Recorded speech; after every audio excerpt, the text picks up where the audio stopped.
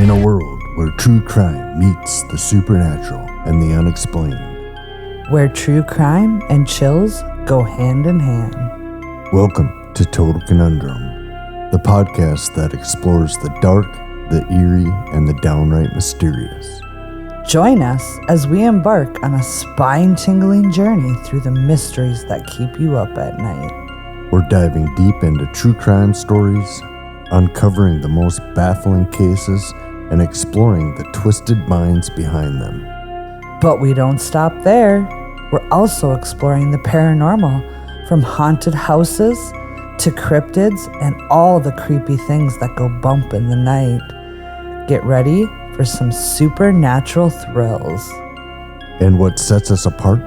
Prepare for a dose of dark humor as we navigate through the creepy and bizarre. We've got it all. Bone-chilling tales, banter, and mind-boggling conundrums. You won't know whether to scream or laugh. So grab your favorite snack, turn down the lights, and join us for a roller coaster ride of true crime and the supernatural, sprinkled with a bit of comic banter. Stay curious, stay captivated, and let's dive into the world of Total Conundrum. Now available on your favorite podcast platform. Get ready to be captivated, creeped out, and cracked up with Total Conundrum. Thanks for hanging out with us here at Total Conundrum. Please make sure to check out our website and blog at totalconundrum.com for news, upcoming events, merch, bloopers, and additional hysteria. You never know what will pop up, so be sure to follow along. If you want to show your support for Total Conundrum and gain access to all of our bonus content, please visit our Patreon page. You can also follow us on Facebook, Instagram, and Twitter. The links are available in our show notes. If you have any questions, comments, recommendations, or stories to share, please email us at contact@totalconundrum.com. Episodes are available on Apple Podcasts, Google Podcasts, Stitcher, Spotify, or wherever you listen to your favorite podcasts. If you like the show, please rate, review, and subscribe on Apple Podcasts. We appreciate the love. Keep on creeping on, mother cluckers.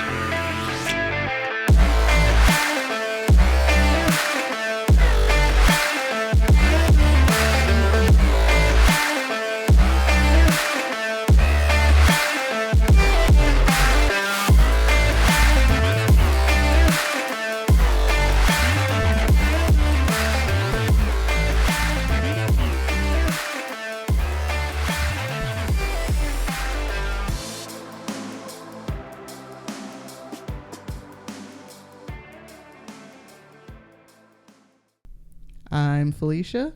And I'm Ian. And we are the Paranormal Lovers.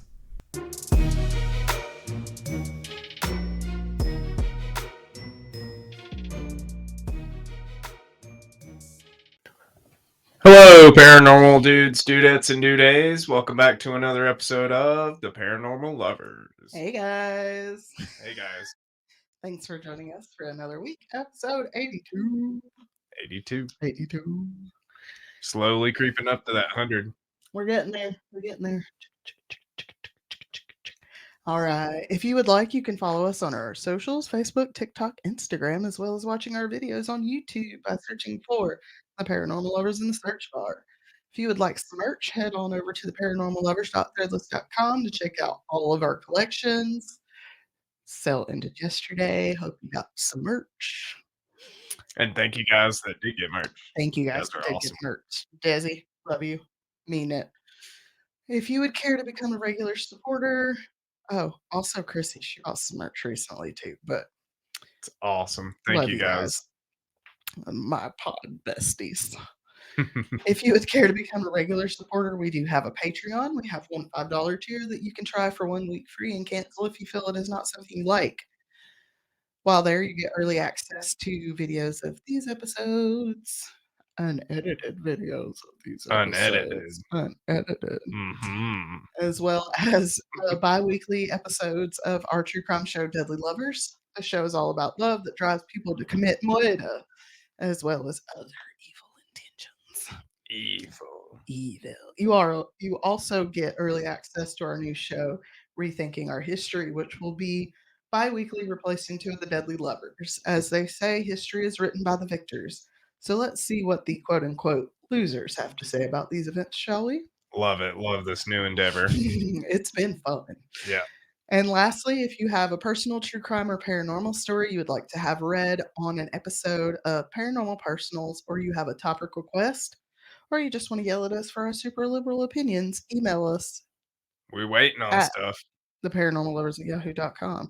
Nobody wants to send us email. They're all like, ew, I gotta use Yahoo. And I'm like, because I've been using Yahoo since I was 13, and I don't see the point getting on Gmail. Have you got on Gmail?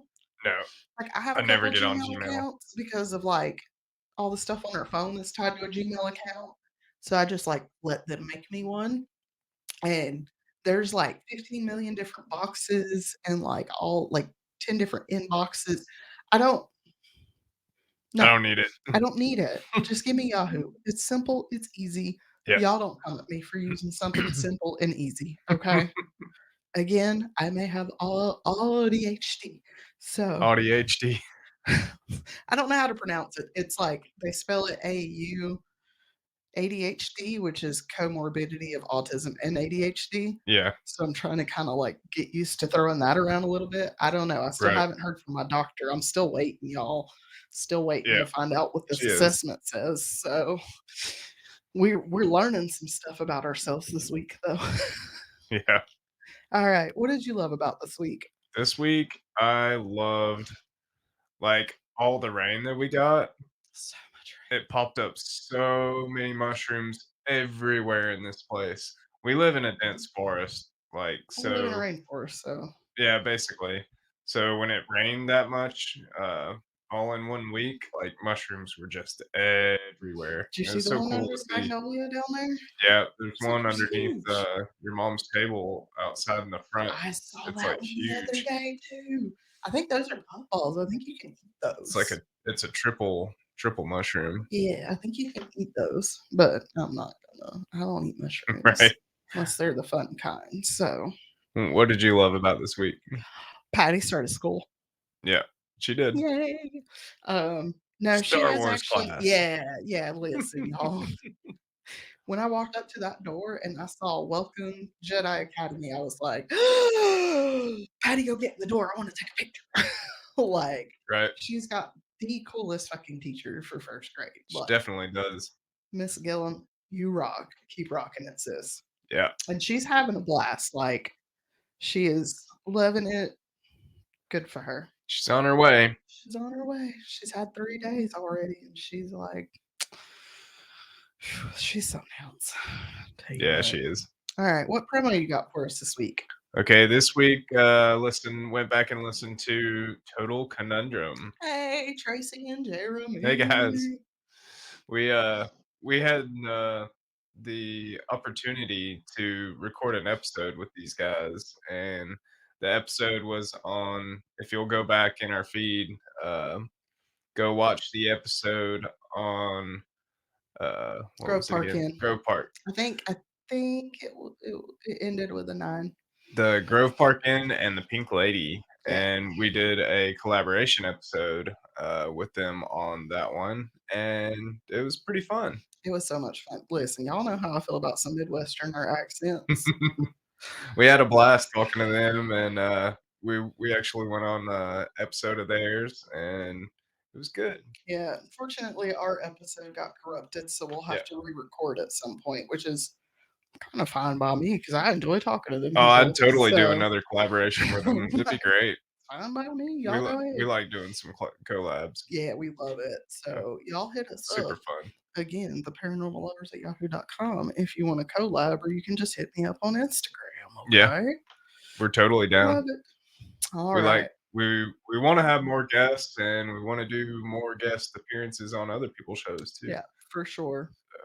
And we would also like to have like some guests. Like, you don't have to have a podcast. If you are somehow in the occult, If you're a local somehow listener, in the true crime, if you're a historian, if You're just a weird guy that stands on the bridge in frog level and waves at people. I don't care. Okay? We want to talk to you. For sure. All right. So this week we're going to look at a dude A dude who plays a dude. who plays another dude playing a dude. Oh, I gotta get on the soapbox real quick. Y'all fucking leave that goddamn movie alone. Yeah. People are coming back up in arms over that damn movie because of Robert him Downey. playing blackface. Yeah. We said it was okay. Leave the fucking movie alone. Right. Okay? It was fine for its time. We think it's funny. Leave it alone. They wouldn't do it today. Leave it alone. Robert Downey's a cool dude too. Yeah, He's crazy. But I he mean, was fucking coked out for a long time or something, wasn't he? he was on so many drugs. God, he was a fucking weirdo back in the day. He played Sherlock Holmes. What do you expect? He also played Dr. Dolittle, so, Right. and Iron Man. Like you can see some of that Sherlock Holmes in the Dr. Dolittle movie. Oh, absolutely. To have a Dr. Dolittle movie where Dr. Dolittle is like a junkie. Yep. Going through his own trauma and he only talks to animals. Mm-hmm. It's fucking hilarious. If y'all haven't seen the Dr. Dolittle with Robert Downey Jr., shut this off, go watch that, and then come back to hear about. I know who I am. I'm a dude playing a dude. Guys, another dude. Come back to hear about Aleister Crowley, one of the most famous and influential people of the occult. Wow. Now, I've always wondered, and y'all, I can't help it, okay? I gotta tie something into supernatural. It happens again. Crowley. I always wondered if Crowley's character from Supernatural was named after this man because it kind of fits. I would not be surprised. He founded the religion of Thelema, which at its core is about, quote, the idea of discovering one's and following one's true will, a unique purpose and calling that goes beyond ordinary desires, end quote. Interesting. Uh-huh. And I love the fact that I get to say Crowley so much. If I say it 5 times, will that like invoke him? Poof. Mark Shepard, you gonna pop up in my house? Whoa. Bring your mama. Just bring Rowena with him. All right. Crowley was born Edward Alexander Crowley on October 12, 1875, in Royal Leamington Spa, Warwickshire. Leamington Spa? Leamington Spa, Warwickshire. What a name. Yeah, it's England, bro. Yeah. To parents of the fundamentalist Christian Plymouth Brethren faith. Edward Crowley was a trained engineer, but he retired young due to his share in the family business, Crowley's Alton Ales. Emily Bertha Bishop was a homemaker and was not a fan of her son. She called him, quote unquote, the beast. Crowley loved it. Well. Unleash the beast. I can definitely see Rowena like you, little beast. His parents were extremely devout, his father being a traveling preacher for his sect, the Exclusive Brethren. He also made it a habit to read a chapter of the Bible to his family every morning after breakfast, aka a devotional. Dear God, shoot me in the face. How many times? When I was in a group home, you got a fucking devotional every morning and every night. Yeah. Oh, hated it. Yeah. In 1880, the family suffered a tragedy when they lost their baby daughter. After this, the family moved to Red Hill, Surrey. At 8, Crowley went to H.T. Habersham School in Hastings. Sorry, my American lips don't want to move in a British manner. He said no to the T.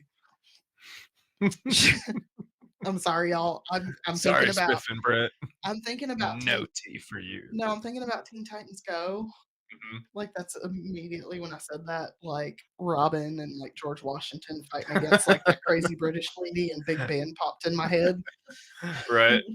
I always think of Spiff and Brett, a YouTube channel guy. He He's always talking about Yorkshire tea. The Yorkshire tea. He's funny. It should be a surprise to no one that this was a Christian boarding school, as was Ebor Preparatory School in Cambridge. Well, it may not have been a Christian school on paper, but it was run by Reverend Henry Adarchi Champagne. Champagne? Spagny. Champagne. Quote, whom Crowley considered a sadist, end quote. At age 11, in March of 1887, Crowley lost his father due to tongue cancer. Bitch. That sucks. What? While his father was such a devout man, Crowley always admired him and will say he was, quote, my hero and my friend, end quote. Crowley began showing out at school after this with the help of a third of his father's wealth. Champagny took this as his cue to abuse the boys severely, but after Crowley developed albuminurium, albuminuria. Sorry, guys. Albuminuria? Something like that, yeah. Albuminuria. Thank you. Or nuria? Yeah. Something like that. His family pulled him out of the school. After this, he went to Malvern College and Tonbridge School, but he left both after a few terms because, quite frankly, he fucking hated it. I don't blame him. I hated school. You're going to like this guy. Yeah. He began growing more and more skeptical of the Christian religion, arguing with his teachers about inconsistencies in the Bible. He also went wild and did everything he was raised not to do. He began smoking and, I said, sleeping with sex workers. Spelling bees with sex workers. How do you spell gonorrhea? Because he contracted it. Just saying. After this, he was sent to live with a Brethren tutor in Eastbourne, where he enrolled in Eastbourne College and took chemistry. Nice. Crowley began to grow and develop more adult interest. He began learning to play chess, reading, and writing poetry, and then took up mountain climbing. Sounds like me. Which made me think of Alex Arnold, which is different because he rock climbs. He's legitimately a mountaineer. So yeah. In 1894, he climbed Beachy Head, which is, quote, a chalk headland in East Sussex, England, end quote. He then visited the Alps and joined the Scottish Mountaineering Club. In 1895, he went to the Bernese Alps, where he climbed, quote, Eger, Trift, Jungfrau, Monarch, and Wetterhorn, end quote. Wow. Yeah. I don't know if I could go big mountain climbing. Like it goes a little mountain. I could go little mountain climbing. Like my brain goes, yeah, do it. That looks cool. Mm-hmm. And then like the thought of climbing up that high on something with just a sheer face, I'm like, I don't know. Well, I think this is also more like with mountaineering. I feel like it's more like climbing Everest. Yeah. Where you're like hiking up to the top. You may have to do some rock climbing along the way, but it's mostly hiking up through the snow. Sure. Which is just no. Nope. Painful. Yeah. And cold. Yeah. In 1895, Crowley, who was now going by Aleister, enrolled in Trinity College, Cambridge, where he studied philosophy. He then switched to English literature, which was not actually a part of the curriculum. He became president of the chess club and would play for 2 hours a day. He even at one point considered becoming a professional chess player, but decided against it. Crowley spent much time reading the works of authors such as Richard Francis Burton and, I don't know how to say that middle name, Percy Shelley. He also wrote his own poetry, which appeared in several student publications. He would also visit the Alps yearly from 1894 to 1898, and in 1897 he made his first ascent of the monk without a guide. Wow. All of this led to him being widely recognized in the alpine mountaineering community. In December of 1896, Crowley experienced his first mystical experience. Many biographers believe this was a result of Crowley's first same sex sexual experience. While sleeping around was frowned upon, at the time, being queer was literally illegal.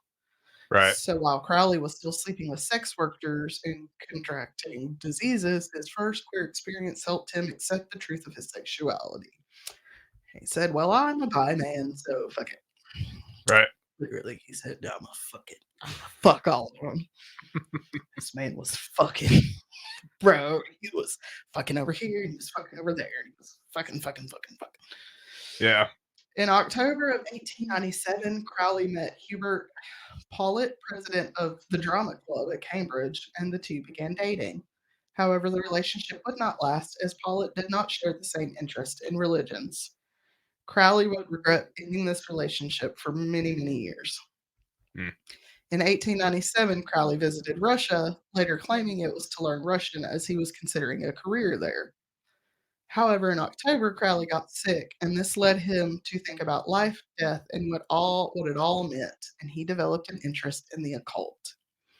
Beginning in March of 1898, he began reading works on the occult, such as A.E. Waite's The Book of Black Magic, and Pax, and Carl von Eckertschausen's The Cloud Upon the Sanctuary. The same year, Crowley began having his poetry published. One such poem, A Sildama, A Place to Bury Strangers In, did not do so well. Other works had to be printed outside of the country for fear that they would be banned in Britain due to their erotic nature. Yeah. Yeah, I'm scrolling through a bunch of pictures and there's one picture of a book called Butt Stuff in Theory and Practice by the Master Therion, Yeah. Aleister Crowley. Oh God. Yeah, I didn't know he had a book named Butt Stuff. Butt Stuff. Lauren.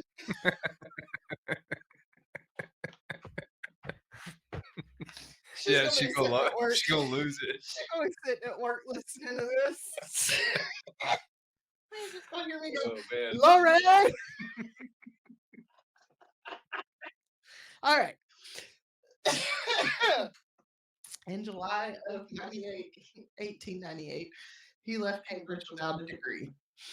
In August, Crowley met chemist Julian L. Baker in Zermatt, Switzerland. The two hit it off as they both had an interest in alchemy.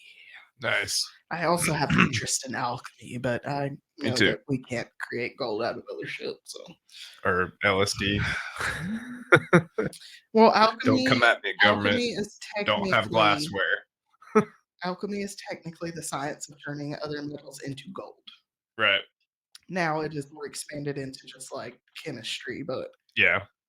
Once back home, Baker introduced Crowley to his brother-in-law, George Cecil Jones. Jones was also a member of the secret society, the Hermetic Order of the Golden Dawn. Dun, dun, dun. Bow, bow, bow. This society, which was founded in 1888, quote, was a secret society devoted to the study and practice of the occult hermeticism, and metaphysics during the late 19th and early 20th centuries, end quote.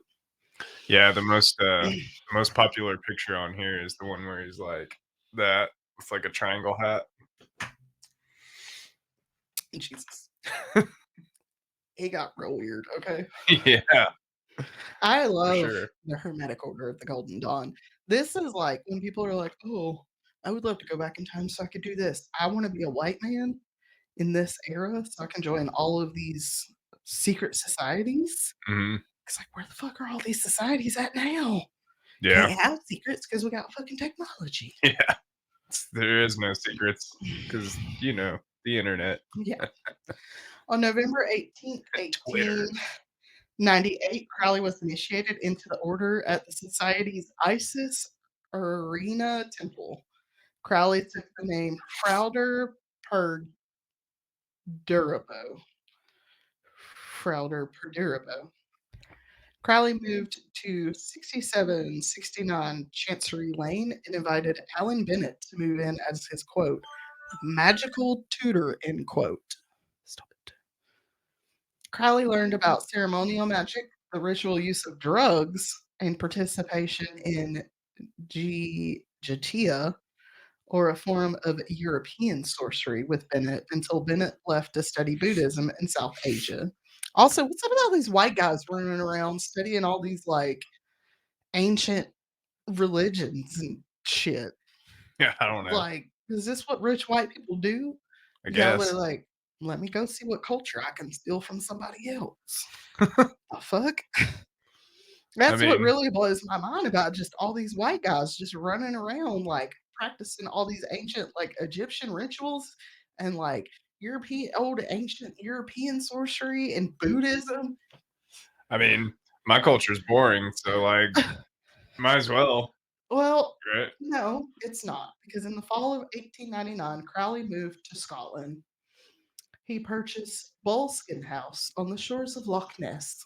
Nice. He fell in love with Scotland and her culture. He even took to wearing a quote unquote traditional Highland dress, aka a kilt. A kilt. He would even wear his kilt back on his visit back to England.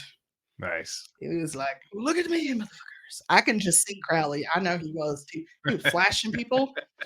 Woo, look at this dick. Somebody needs to paint him as the Madonna. The Oh, Madonna thing where he's holding the kilt down. Marilyn Monroe, that's it. Marilyn I don't know why I said Monroe. Madonna. Crowley still wrote poetry during this time, even having some of his works published with mixed reviews. He was also working his way up through the ranks of the Golden Dawn, much to the chagrin of many of the members. Let's not forget how conservative the late 18 to early 1900s were. Crowley was one who took great pleasure in bucking the system. I bet. Yeah, and doing his best to go against the moral system society operated within at the time. Yeah, he looks like he didn't give 2 fucks. Give 2 fucks. Or maybe 4 fucks. He had no fucks and all the spoons. Yeah. And then they were fucked. Yeah. When he attempted to enter the second order, he was denied initiation. This sent Crowley running to Paris to Mathers, the leader of the group, who initiated Crowley into the inner second circle himself. This enraged some of the London members, as they had already had enough of Mathers' autocratic rule. To make matters worse, Mathers, Crowley, and Crowley's mistress and fellow member attempted to seize the Vault of Adepts, a temple in West Kensington, from the London chapter. The judge ruled in favor of the London chapter, as they had receipts for the space. Like, literally, here's the receipts where we've been paying for the space. Thus cutting Mathers and Crowley from the group of the Golden Dawn completely.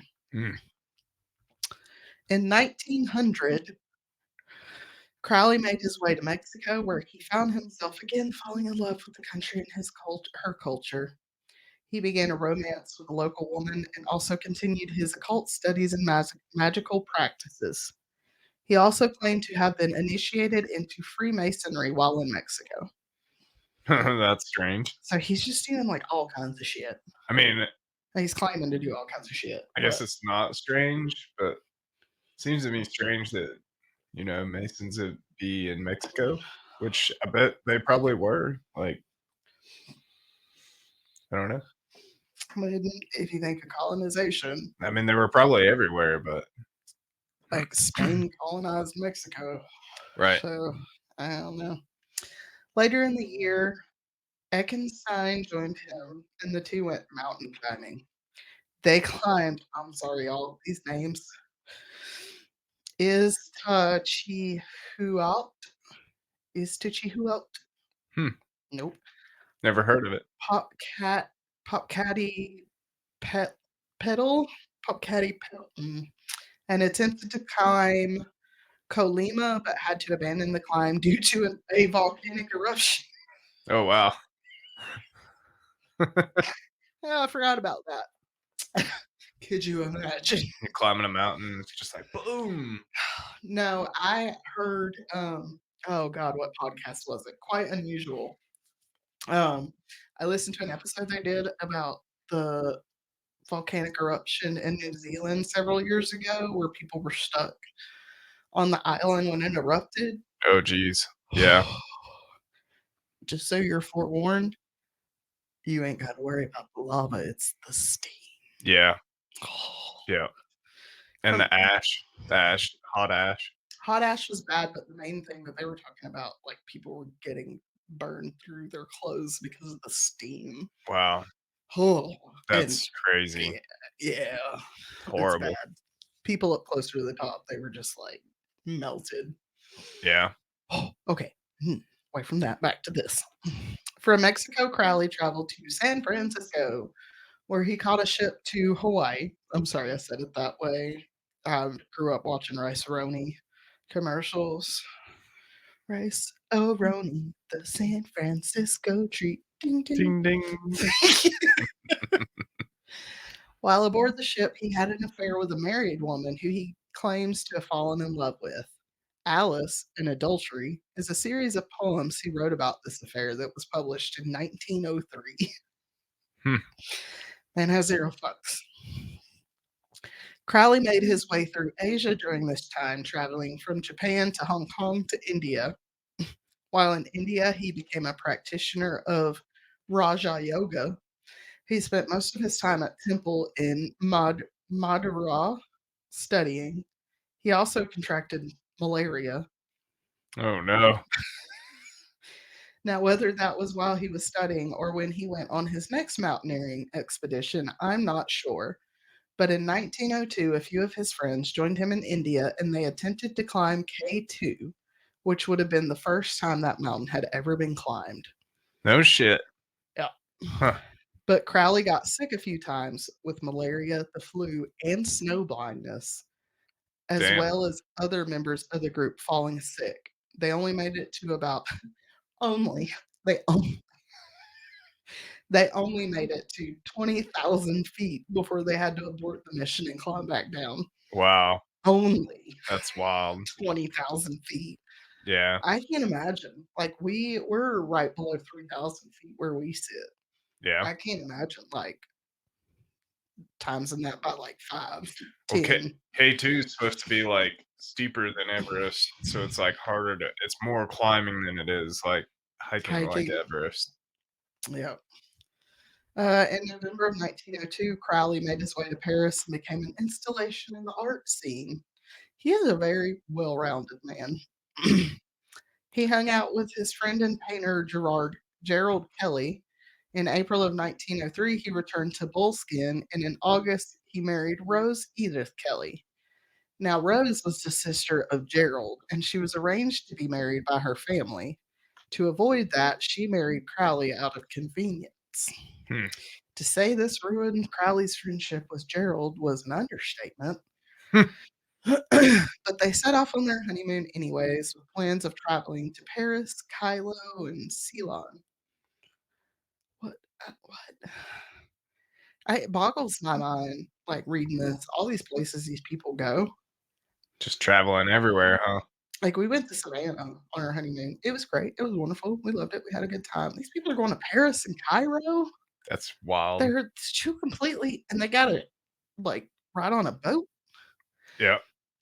It was during this time that Crowley went from being a friend helping a friend to a man who is in love with his wife.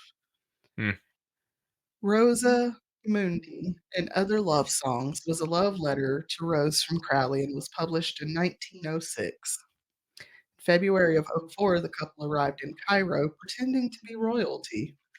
While there, he set up a temple room and began studying Islamic mysticism and Arabic and began worshiping Egyptian deities. So it's like, what is all these white people doing back in the 1800s? All these rich white men. Right. What? According to Crowley, Rose would become entranced and tell him, quote, "They are waiting for you," end quote. Bitch, what? All right. She would go on to claim that they were the god Horus and claim the, quote, "equinox of the god has come," end quote. They then visited a museum where she showed him the stele of Anak Ed in Khonshu. The number of this exhibit was 666. Well, Oh, shit. Huh? Shit. unleash Sorry. the beast. I just invoked like Key and Peele for some reason. Or the Christian number of the beast, which Crowley thought was quite significant. Right. Considering that's what his mom called him, right? I mean, she was like, you little beast. On April 8th, 1904, Crowley claims he began hearing a voice. He claimed that the voice introduced itself as Awas, the messenger of Horus. He then spent the next 3 days writing down everything he heard this voice say and named it Liber al Vel Legis, or the Book of the Law. The book claimed that Crowley would be the prophet for the new aeon and that humanity was entering. The main law in this book was, quote, do what thou shall be the whole of the law, end quote. This book would become the cornerstone of Thelema, although Crowley himself had a love-hate relationship with his own text. He claimed that it gave him instructions he did not want to follow, so he sent out a few copies of it to other occultists and then locked it away and ignored it. When they made their way home, Crowley became paranoid that Mathers was using magic against him and their relationship fell apart. July 28, 1905, Rose and Crowley welcomed their first daughter named Lilith, which I'm like, did you name her after Adam's first wife? Right. The one who said, no, we are equal. I am not subordinate to you. And God went, I don't like you, bitch. Get out the garden. And then she came back as a demon, was like, bitch, you need to eat this apple. Right. He also created the Society for the Propagation of Religious Truth, a publishing company whose name was a parody of a Christian publishing company.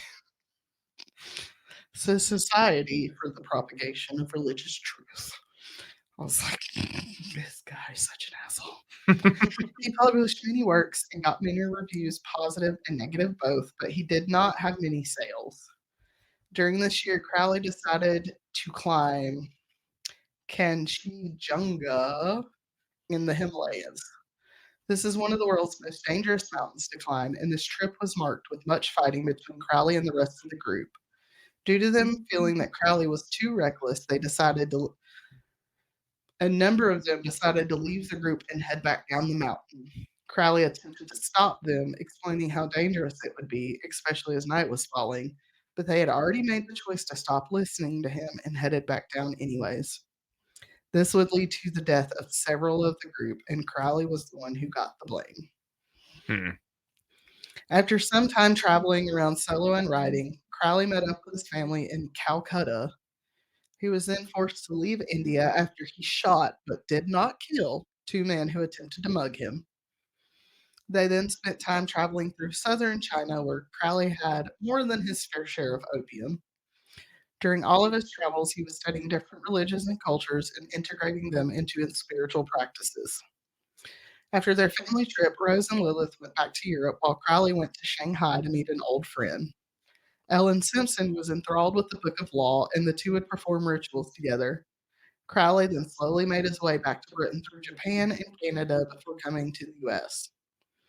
While in New York City, he attempted to get support for another trip up Kanchenjunga, but was unsuccessful. When returned home, he learned that Lilith had died of typhoid, which he blamed on Rose and her drinking. Yeah, Rose also had some issues. Yeah. But let's just say I kind of get it, considering this motherfucker's just gallivanting off all over the damn world. Climbing all kinds of mountains. And he's just leaving her at home with the kid? I never knew he was that big of a mountain climber. Oh, yeah, he's a huge mountain climber. It's awesome. But yeah, he's kind of an ass. So, like, yeah, I can kind of see why Rose started drinking. Like, right. You just fucking left her and just went off. And this trauma caused physical issues for Crowley, and he would have to undergo several surgeries, which did not stop him from having several affairs, even when Rose got pregnant and gave birth to their second daughter they named Lola Zaza. Yeah. I'm pretty sure you said Zaza the other day too. And I was like, okay, Crowley. I was talking about a different Zaza. I know. Okay, Crowley. Right. Yeah, Think Zaza he was was smoking the not. Zaza? Yes, he was smoking the Zaza. He smoked a lot of Zaza. We'll get to it. Crowley still practiced spiritual practices focusing on Abramlin rituals. Abramlin was like some weird mage guy that was supposed to be like a magician or some shit back in the day. I don't know. Yeah. He would do so while consuming hashish. Nice. He was smoking that Zaza. Which led him to write an essay named The Psychology of Hashish, which championed hashish as an aid to mysticism. All right. Told you he was smoking that damn Zaza. Crowley would also claim he was once again contacted by Awas twice in the fall of 1907. It's a dark, evil wizard pack. Where he again wrote down their words, which would become part of the holy books of the Lima.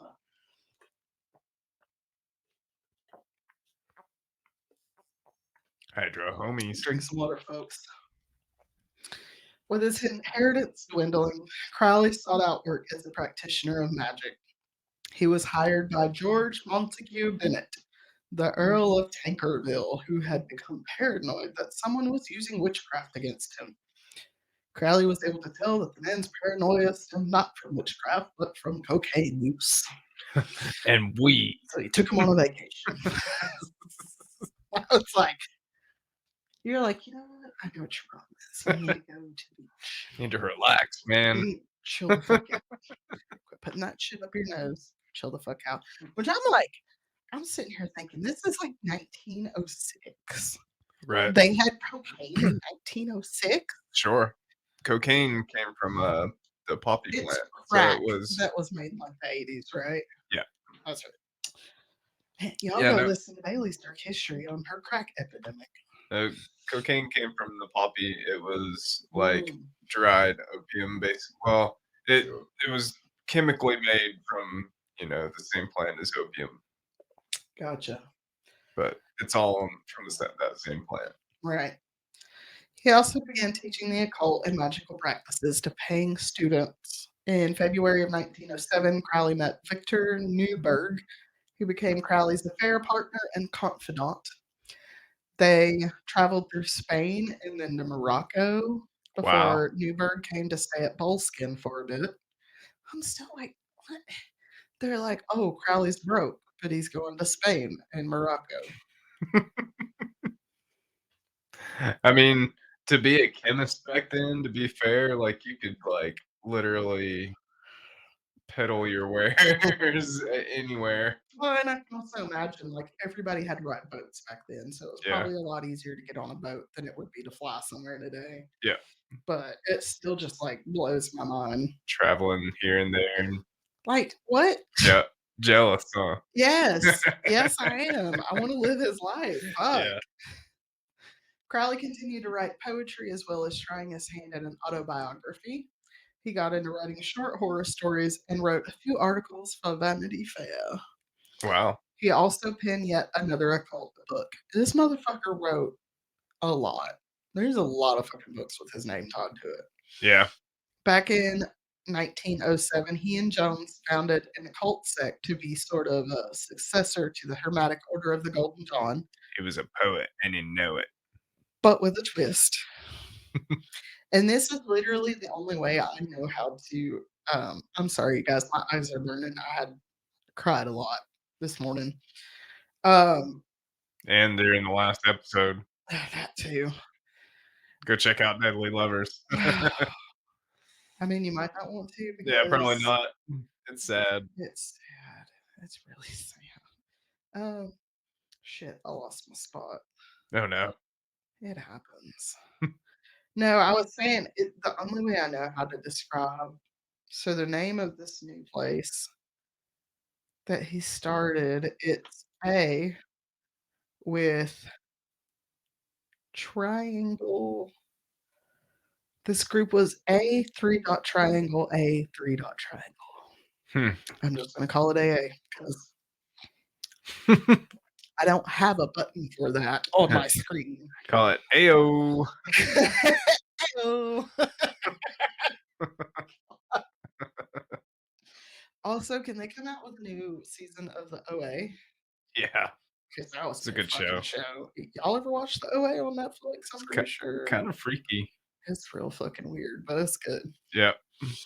It took much from the Golden Dawn, but Crowley interjected his own thelemic touches. In March of 2009, Crowley began publishing a biannual periodical called The Equinox, where he wrote different practices done in AA, not Alcoholics, the other one. Oh, excuse me. Ayo. I'm sorry. Real quick. I saw this thing the other day on Instagram where somebody was like, I think she said she learned in like France. ADHD is actually like TDAH. Ta-da! So now when she does something because of like her ADHD brain, she just goes ta-da! And I've started doing that as well That's funny. when I do something. So if you hear me go ta-da, Yeah. During this time, Rose's alcoholism grew worse, and in November of 2009, Crowley filed for a divorce due to his infidelity. Rose was given custody of Lola, and the two stayed at Bullskin. However, by September of 1911, Rose's drinking was so bad she had to be hospitalized. And it actually said institutionalized, which, like, that's a lot worse. Yeah. In fall of 2009, Crowley and Newberg traveled to the desert of Algeria, where Crowley took up reading the Quran and attempting Enochian magic. All right. During one ritual on a mountain, Crowley performed blood magic to invoke a demon. After returning to London in 1910, what the fudge did I just do? I'm sorry, you guys. I keep hitting the wrong button and it keeps jumping. I hate that. After returning to London in 1910, Crowley was notified that he was being sued by Mathers for his publication of The Equinox, stating Crowley was publishing Golden Dawn secrets. Crowley actually won this case and relished in the attention he got, with people believing he was a Satanist and performed human sacrifice, neither of which was true. Right. This led to new order growing in ranks, with many famous people flocking to his temple.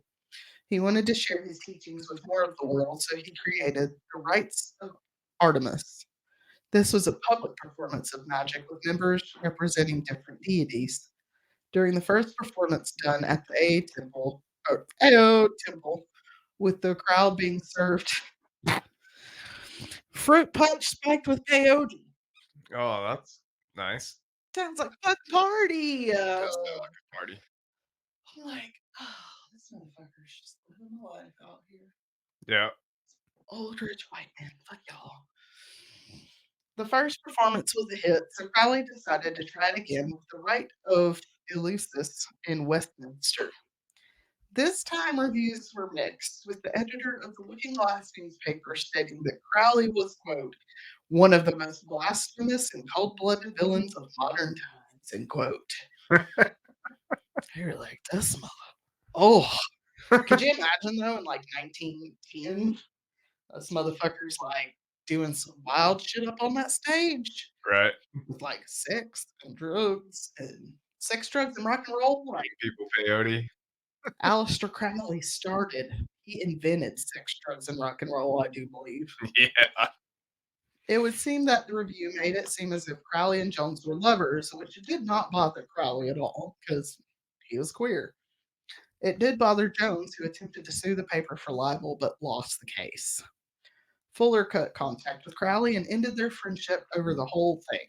There's a few names in here that I don't think I've mentioned them before, but there's a lot on this guy.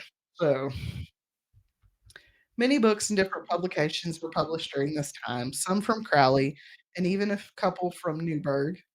While vacationing with a different lover in the north of France, Crowley wrote over 20 works, 19 of which were on the occult or mysticism. So when I tell you this mofo he wrote. Yeah. He started with poetry, then he moved to occult. He did horror short stories, like There's a lot of books in here. yeah. While in Paris, Crowley met Mary Desi, who became another member of his order, and one whom Crowley believed was a conduit for some cosmic authority. Crowley would write down what Desi said while in trance and made yet another book for his Thelemic religion. He also is the one who coined the spelling of magic with a K to tell his magic apart from stage magic. Mm. In 1912, Crowley published The Book of Lies, a book on mysticism. German occultist Theodor Roos would go on to accuse Crowley of stealing secrets from his order, Ordo Templii Orientis. Crowley was able to convince the man that the similarities between them were pure coincidence, not confidence, and the two became fast friends. Russ would go on to appoint Crowley as the head of the British branch of the OTO, the Mysteria Mystica Maxima, MMM. During a ritual in Berlin, Crowley took the name Baphomet and was named, quote, okay, so it's like quotation on this side, X, little o on this side, Supreme Rex and Sovereign Grand Master of Ireland, Ionia, and all the Britons, end quote. All right. So this motherfucker was just like, he's racking up titles, racking up names, like fucking in this order, in that order, or in this order, starting this order. Like, Wow. I can't even make sure I clean the litter box every day. What? What drugs was he on again? Oh, that's right, opium and hash. I would like to try some hash. I have a feeling it won't fucking do nothing for me though. Yeah. I was one of the few people in the world that was disappointed the first time I did dabs. That's basically what dabs are. Okay. Hash. Yeah, no. Yeah. I was disappointed because I was like, wow, I'm not that high. Yeah, y'all, my tolerance sucks. It's too fucking high. With Russ's blessing, Crowley set out recruiting for the order and writing some new rules for the group. Not all of his rules were taken well, such as the one he created requiring anal sex to perform. Because the OTO actually was very big into sex magic. Yeah. Like, very big into sex magic. And Crowley was like, oh, fuck yeah. I'm fucking people anyways, and you're telling me I can do magic on fucking people? Let's fuck.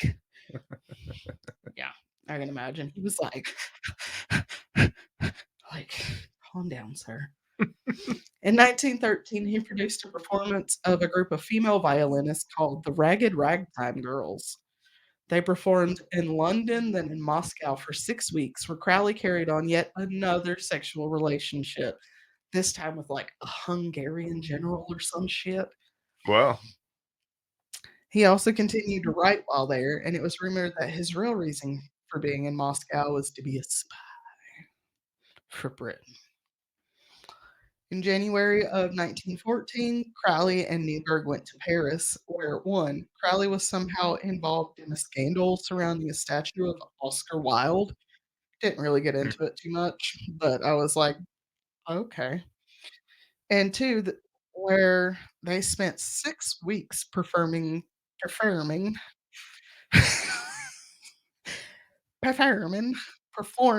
Paris working. This involved a lot of drug use as well as a lot of sex magic. Whatever went down there, Newberg began to pull away from Crowley once they left Paris, and this would end up with them two being in an argument in which Crowley allegedly cursed Newberg. Which, saying if Aleister Crowley curses you, it's probably not going to end well for you. Probably not. By 1914, Crowley was pretty much broke, living off of donations from his orders, members, and payments made to the OTO. Come May, citing financial reasons, Crowley transferred ownership of Bullskin to the MMM. Come January, he was headed again to the Swiss Alps. This was also the first time, around the time that the First World War started. After recovering from yet another illness, Crowley headed to New York City, where he settled down in a hotel and became a writer for Vanity Fair. He also began working for astrologer Evangeline Adams. During all of this, he continued practicing sex magic with and without partners, which he documented it all in his diaries. Also, what's up with all these old white men and their diaries? I don't know. I always thought that was like a little girl thing, which, like, having a journal is for everybody. Everybody should have a journal or a diary, but Yeah. Crowley would claim to be Irish in supportive of Irish independence. For whatever reason, this led him to get involved in the pro-German movement in the city, and he would end up writing for German spy George Sylvester Viereck in his paper The Fatherland. Hmm. Crowley was, of course, called a traitor for these actions. Crowley began dating Janine Foster, whom he took on a tour of the West Coast. They traveled from Vancouver to Tijuana, Detroit to the Grand Canyon, and then back to New York. Wow. And that's a like long not all the way. places they stopped. They went through like San Francisco, San Diego. Like Oh, I'm sure they had a good time in San Fran. he did some more peyote while he was in Detroit. Right. It was a good time. It was a good time. Back in the Big Apple, Crowley befriended a couple and would go on to get the wife pregnant while performing sex magic. Unfortunately, she would end up having a miscarriage. Hmm. In late 1916, Crowley would take a quote-unquote magical retirement to a cabin on Newfound Lake in New Hampshire. He, of course, spent his time writing, taking drugs, and performing a ritual in which he dubbed himself Master Therion. I thought you were going to say Newfound Road. I'm like, what? No, not Newfound Road. That is funny, though, because I saw it. It was actually another name. It was another lake that they had put in the source notes. Mhm. But when I clicked on it, it popped up as Newfound Lake in New Hampshire. And I was like, yep, I'm good with that name. Right. And yes, so he did a ritual in which he dubbed himself Master Therion, Mhm. like you saw in that book of the butt stuff. Wow. And this, folks, is where we're going to leave you this week. Wah, Nice. wah, wah. Listen, this dude did Lots of stuff. a lot. Like, we've only been through like 12 years of his life as an adult at this point, and we still Wow. have at least another 20 or so years to go That's crazy. on the next episode before his eventual death. So make sure you come back around for part 2 of Aleister Crowley in a couple of weeks. Come back next week for Ian's episode. I think he might be doing a UFO. Aliens. I'm going to be like that dude. Aliens. No, not good. Okay, what if I go aliens? So yeah, guys, that's part 1 of Aleister Crowley. What do you think of that guy, Bill? It's interesting for sure. I'm like, what a life to have lived. Wild. Like, I know a lot of people that don't like Aleister Crowley, and I'm sure we'll get to something where he's like a total asshole. Thus far, I see nothing to make him an asshole. Whenever somebody tells me that they're a chemist, I always look at them kind of strange because I know that they make drugs. Okay, but like when that one little boy in Patty's class, his daddy's like, "Oh yeah, I used to be a chemist." We looked at him strange because we're like, "Huh? Yeah. You surfer dude? What?" Hmm. Now he's a carpenter. He's a really great guy. Y'all don't like come at me. He's a really awesome dude. He's a great dad, but he's just like this big, like laughy, like happy surfer guy that like does construction. And he's like, "Yeah, I used to be a chemist working in That's why I office." looked at him weird. Exactly. I'm That's like, why you were like, all right. doesn't fit. Making tabs. Really doesn't fit. All right, guys. Thanks for joining us this week. Go do all the follow, like, review. Go get you some merch. Please come join us on Patreon. Yeah. Like, follow, and subscribe. We will see you guys next week. Bye. Love you guys. Love you. Bye.